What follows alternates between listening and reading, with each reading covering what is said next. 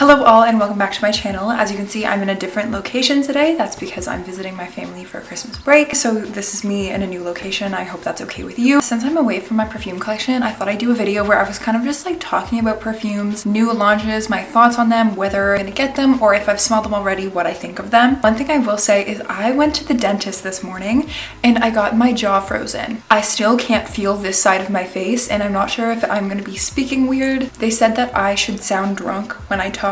So if I sound drunk, apparently, I'm sorry about that. That's the freezing. Hopefully it goes away and hopefully it gets better. It was really bad when I first got home about an hour ago, but I think it's getting a little better. Like I can move my tongue and stuff. Talking actually feels so wrong. Like I feel like I'm like fighting something. I have like a little list here of some of the new perfumes. So let's get into it. Starting off with Clean Reserve, they launched a whole thing of new water-based fragrances. These are called the H2Os. They're more eco-conscious and sustainable, which we love. And I heard that there's like a lot of technology to it, so it's supposed to stay on your skin. It's supposed to last despite being water-based. And so far, the Sephora reviews are pretty good, so I'm really interested to try them. And I do really like the Clean Reserve fragrances. I always smell them when I go to Sephora. I really like Clean Skin, Sparkling Sugar, and Radiant Nectar. Those ones are really good. So all of the fragrances that they launched for their H2O collection are apparently new fragrances. Musk Noir sounds good. Musk Lily and Violet. Brilliant Peony stands out to me based on the name. I love a peony perfume, so that one just sounds like something I would love. Sorry, I'm doing the Ariana Grande hands because my room is freezing cold. These are kind of giving me like Jo Malone vibes. Like the Nectarine one has like nectarine and chamomile, which I really like chamomile. So the Nectarine Petal one looks good to me. Apple Blossom and Vetiver. I'm not a big Vetiver person, but I like Apple Blossom. Oh, and then Water Lotus. I love lotus scents because they're usually super clean and like twinkly smelling. This one has Water Lilies and Peony, and I think Water Lotus might be my favorite. Overall, I'm super interested to smell them. They just like, I've seen the promotion, I've seen some ads on TikTok. I really like this brand. I like the look of the bottle. I'm super skeptical of the like hydrotech thing, like the water-based fragrances. It's supposed to like hydrate your skin and then that way you can use it on your hair and stuff like that. So I like the idea of like you can use it on your hair and it's not going to dry you out, or spray it on your jewelry and stuff if like it's gold. But yeah, I don't know. I'm just like interested because I haven't tried it, so I hope it's good. I wonder what kind of surfactants they would use to hold the lipophilic fragrance oils into a water, like a polar water suspension. Okay, so moving on.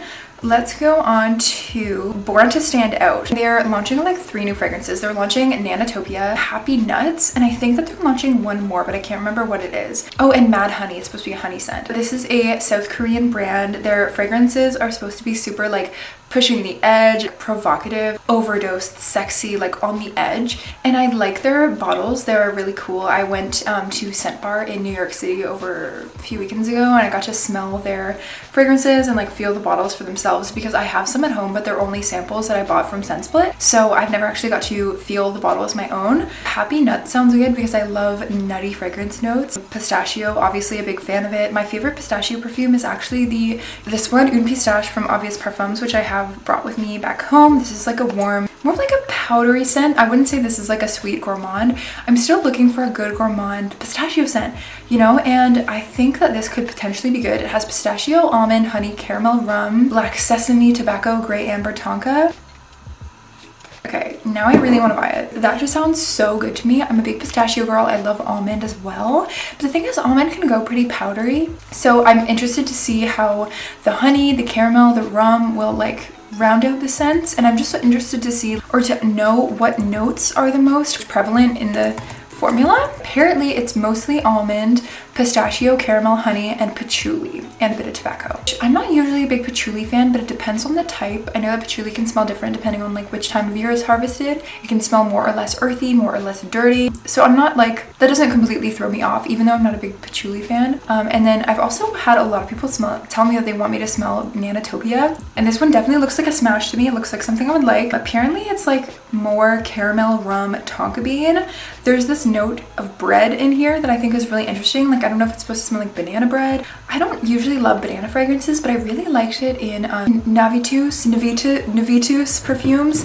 They had a fragrance called Ambrosia Imperial that had a banana note, and I thought it smelled really good in there, so I think I might like it. There's also a note of Orchinox, which is supposed to be synthetic and weird. So I don't know. They have it in the État Livre Orange Ghost in the Shell, which I don't know if that's supposed to smell like the skin-like scent. They also have it in Kilian Smoking Hot. that, which I did smell and I like that one. So none of those fragrances have something that's like really weird to me in them. So I'm not too scared of this note. You know, I don't know what it smells like. No, it doesn't really put me off. I'm just gonna guess it's like a musk. Tonka bean, I love rum, I love nutmeg, I love cinnamon. Oh, I think it sounds good. It sounds like it smells like a banana bread. And then the other one is a honey scent, which I'm not as big about honey. Like honey is just fine to me. I'm okay with honey, but it's not like, people have been asking me lately to make like a honey perfume series, and I'm like honestly not that interested in honey. Like I like honey, but it's just, I don't know. It's not the one thing that will get me to purchase perfume, you know? The top notes are pink pepper and rum. Middle notes are honey and Damascena rose. And the base notes are bourbon vanilla, tonka bean, patchouli, benzoin, and orchinox, which is the same note they had in the other one. I think that this one sounds like it's just like a sweet vanilla honey scent. It doesn't look too interesting to me. I'm sure it smells great. It just sounds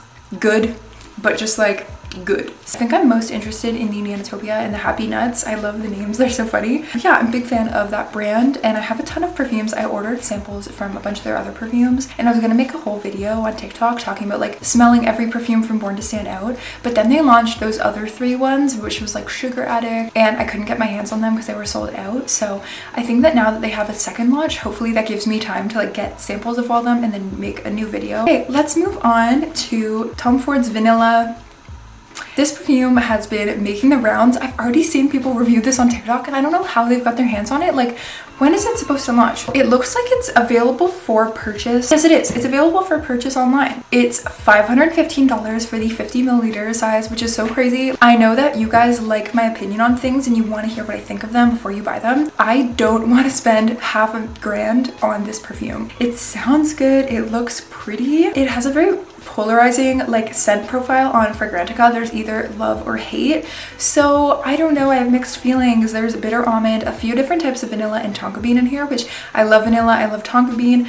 Almond can be hit or miss. I know I said I liked it before. I like it in some fragrances, but sometimes it's either way too powdery or like way too sweet. Like Italica from Xerjoff is just way too sweet for me. And then there's other fragrances like Tonka, what's the one, Tonka something from, there's some almond perfumes from BDK that are so powdery that I just can't enjoy them. People say that vanilla smells like, the new Tom Ford smells like the Billie Eilish perfume, which is very interesting because that one is like $70 Canadian compared to probably over 600 Canadian. I think it's $515 US. But I don't know about Canada. I don't think I'm gonna spend the money on it, but it looks beautiful. So I will live vicariously through everyone else who posts reviews on it. I don't know if I'm gonna be able to do that for me. So that one, it looks good, but it might have to be a pass. Tom Ford as a house is not one that I'm like overall too interested in, just because Tom Ford is like, I think they're way overpriced. I do see Tom Ford as like a good brand, but I don't see them as one that I'm worth like willing to spend that much money on, because I know a lot of them don't really last. Don't get me wrong, I can appreciate a perfume that doesn't have a great longevity, but with Tom Ford fragrances like the cherry perfume, and cherry isn't necessarily a perfume note that doesn't last. Somehow in the Tom Ford Lost Cherry, it's over $500 for a perfume that lasts 15 minutes, and I just cannot justify that, especially when other fragrance brands like Seven Virtues one lasts so much longer and smells really similar. I can't justify Tom Ford prices. That one will have to be a pass for me, even though it looks amazing. Next up we have the new phlur Mood Ring, which I actually have a bottle of here. I filmed my review of this on TikTok. I filmed my review of this when I had COVID, and I could smell the perfume, and I reviewed it, but I was like coughing and sniffling in the review, and I just don't think it was a very fun video to watch. Fragrance didn't interest me that much when it first came out because it's a gummy candy perfume, and I don't like gummy bears, and everyone who's reviewing this was talking like, oh my god, I love gummy bears, this smells like gummy bears. I don't like gummy bears. I'm not a gummy bear girl. I like sour candy. I need it to be sour. Regular fruity gummy candy that isn't sour is just boring and it's not good.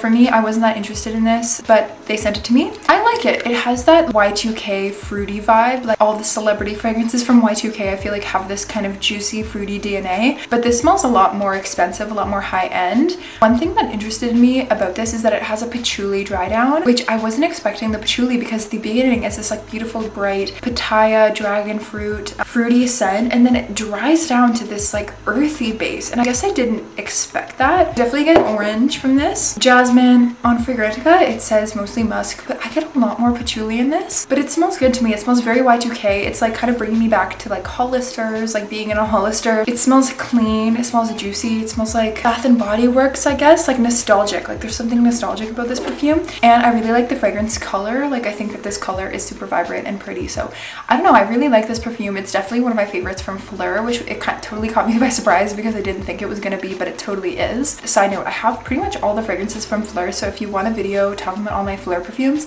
I can do that. Next up we have the new Black Opium Over Red. This is like a cherry fragrance, and this is actually coming out pretty soon. I don't know how I didn't hear about this perfume at all. Like usually I hear whisperings long before a perfume is released, but I feel like I just heard about this and it's suddenly like available for purchase. Top notes are cherry, green mandarin. There's a middle note of black tea, which interests me because I love tea. A base note of coffee. There's also Madagascar vanilla and patchouli leaf. Of course, there's always patchouli. One thing about these designer flankers is I always look at the notes and then I'm intrigued by the notes and they just smell like the same DNA. Like, DNA is so strong for Black Opium that a lot of the fragrances, even though they're like different, don't smell that different, except the new Black Opium Le Parfum, which I love. I don't know what I'm gonna think of this. I'm gonna smell it, I'm gonna review it. It's coming in the mail, so I will do a review soon on TikTok. I wouldn't say I'd jump on it. There's so many cherry perfumes that this feels like kind of late to the game. I think it'll sell well though, because it's like it works with the Black Opium vibe if I'm not too interested in it, and that's just my thoughts. Who knows, it might blow me out of the water, but I still really love my Cherry Ambition from Seven Virtues, so me and that one have a good thing going on, and if I like this one better, that's okay, but for now, Cherry Ambition is my girl. Next up we have one that I actually smelled yesterday for the first time, which is the new Donna Born & Roma Green. It really crept up on me because I didn't hear anything about it until I saw it at Shoppers yesterday, and I was like, what is this? I mean, I can hardly like find it online. Green Stravaganza. I smelled it for the first time yesterday and I kind of liked it. It was similar vibes to the Mood Green. It smells fruity. It's the same green color and it's like really similar notes too, so very interesting. I liked the men's one because I smelled the men's one. It was like a really nice kind of sweet scent and it has a coffee note, which I love coffee. The women's one has Lapsang Souchong, which I know I'm pronouncing wrong, I'm sorry, but it's a dried black tea with camellia leaves that are smoked over a pine wood fire. Basically just like a smoked black tea note. I don't know if I smelled that much. I definitely more got like a fruity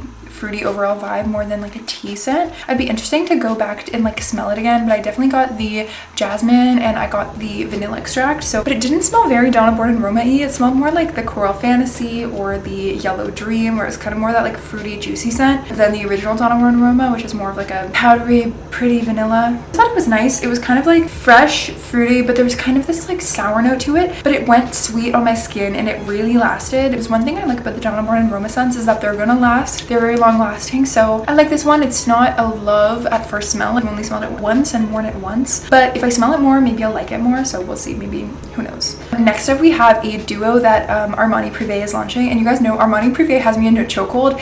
Anything that they launch, I'm gonna be excited. I haven't really seen a new launch from them since they did Santal Dan Shah, but they're launching a duo, which Demi Rawling I saw talked about this and kind of how it looks like a marriage wedding kind of scent. Noir Kojane. I'm just gonna say Kojane. I know it's not that, but I'm just gonna say that. I think the white perfume looks so pretty. It's supposed to be animalic and floral at the same time, so this is supposed to be like lilies, white musk, aldehydes, which interested me because I'm not like a big aldehydes person. I'm interested to smell it, and I think that partially, mostly the bottle looks good to me because it looks milky, like this looks like a milk perfume, and I kind of want it for that purpose, but I don't think it's gonna be one, which sucks, but either way, I'm excited about it. It depends. Aldehydes can be more metallic and they can be more fruity. If they're more of that like fruity, peachy strawberry scent, then that's good. Or like a clean scent, that's fine with me, but if they're like that metallic pennies smell, I don't think this is gonna be for me, but we'll see. The men's one honestly looks better to me, or at least like the black one looks better to me. There's also the Noir, which is the black one, which is vetiver, tobacco, elemi, saffron, and leather. I really like this like Precious Earth collection. I think that's what they're called. I think that these bottles are beautiful, and I'm just excited to smell because the last one they released from this collection was the magenta, which was beautiful. The next one we're gonna smell is actually one that I own, and I have it right here. It's the Nest Lychee Rose. It was so funny because I think this launched 2 days after the Kayali perfume did. I was lucky enough that they sent this to me about a month or two before it launched, so I got to smell it on my own and I love it. I might have smelled this before I smelled the Kayali one, but yeah, it's beautiful. Emily Perfume Disco on TikTok said that the Kayali Lychee is fruity floral. This one is floral fruity. I definitely get like almost like a peony vibe from the rose, but it's rounded out in like a juicy way, you know? It's definitely more floral in the way of kind of, it's like soft, gentle, delicate, where this is more like fruity. You got a strong sugar fruit smell to this. It definitely smells like gummy candy. And this one smells more relaxed. It smells more mature in a like calm way. This one is like champagne candy. It smells more young. I've heard people describe this Bath and Body Works scents, and this one I'd say definitely not the case. It smells more, potentially more expensive, I don't know. And it's not that I like this one better per se, it's just that they're completely different vibes. Like I love this one. This one is just more like relaxed, I'd say. So it's fruity floral with a bit of raspberry in this one too. That's so funny. It's like the same notes, but it's like champagne, lychee, raspberry. And I know people are gonna ask, this does not smell like Delina. It's more of like a clean, sparkly, soft, a nice peony bath bomb. If you like Delina, you'd like this. It's in the same family. So those are my thoughts on new perfume releases that are coming out in December/January 2023, 2024. Let me know what other ones you guys are interested in and what you think of all the ones that I talked about today. Are you going to be picking them up? Which ones do you want to see me review? Let me know. Thank you for coming back for another video. I love you guys, and I'll see you in the next one. Please subscribe, follow me on YouTube, follow me on Instagram, and I'll see you later.